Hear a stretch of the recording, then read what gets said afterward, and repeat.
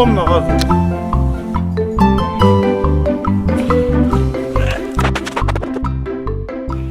Gədə. Ha bana. Ne yapacaksın şoföre sen? Ay baba sen ne qalsın burada? Dur görüm dur. Oy. Ay yardım ha. Ay baba sen de qocalanda ağlın başından gedirik. Qapını qoy aynadan ne düşdün sen? Bu andıra qalsın bu həkimi.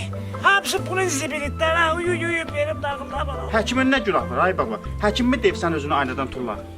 Abala dünən həkimə getmişdim həkimə. Həkim məni müayinə elədi. İynə dərman yazdı.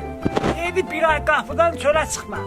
Mən də ona görə aynadan düşürəm. Nə qalım qaçır, qırağa dur, evləyə partiyir.